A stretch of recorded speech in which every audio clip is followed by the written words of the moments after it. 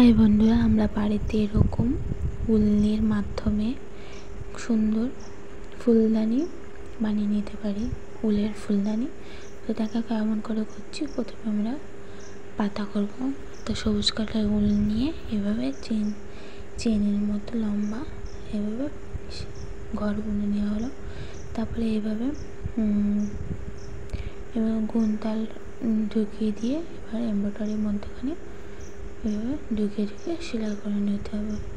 তো তাতে কী হবে, পাতাটা পুরো স্ট্রেটভাবে দাঁড়িয়ে থাকবে, পাতা সোজা থাকবে।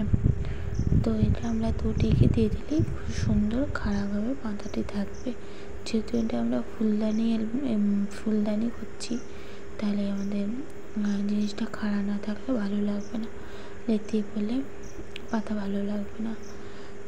তো দেখো এরকম দুদিকে নিয়ে নিয়েছি। এবার মুখ দুটো বন্ধ করে দিয়ে দেখো খুব সুন্দর পাতা হয়ে গেল। তো এই আঠার মাধ্যমে সুন্দর করে লাগিয়ে দিতে হবে। দেখতে পাচ্ছি এমন করে লাগাচ্ছে। তো দেখো এই আঠা খুব সুন্দর ভালো লেগে যায়। তো এবার এখানে কেটে দিতে হবে। কেটে দেওয়ার পর এবার এরকম দুটো করে নিতে হবে, একটা ডালে দুটো। তো এবার আমরা ফ্লাওয়ারটি করবো। ফ্লাওয়ারটি করার জন্য আমরা প্রথমে দেখতে পাচ্ছি ঘর বুনে গোলাকার শেপ করে নিয়েছি। তারপরে আমরা দেখতে পাচ্ছি খুব সুন্দর একটা গোল টাইপের বুনলো। তারপরে আমরা দেখতে পাচ্ছি পাতার শেপ, পাতা করতে যাচ্ছে উনি। তো এবার সুন্দরভাবে চেনভাবে পাতা করা হচ্ছে।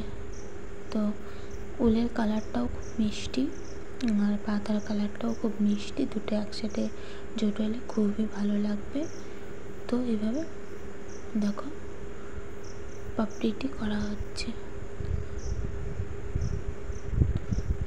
একটু একটু করে বুনে নেওয়া হচ্ছে। পাপড়িটি বেশ চওড়া টাইপের করে নিতে হবে। দেখো সুন্দর পাপড়ি হয়ে গেল। তো এইভাবে আমরা আরও অনেকগুলো করে নেব। তোমরা যতটা করবা ততটাই ভালো হবে, থোকা টাইপের হবে। তো এইভাবে করা হয়ে গেল। তারপরে আমরা এরকম অনেকগুলো ফ্লাওয়ার করে এবং ডালে পর বসিয়ে নেবো, হয়ে যাবে।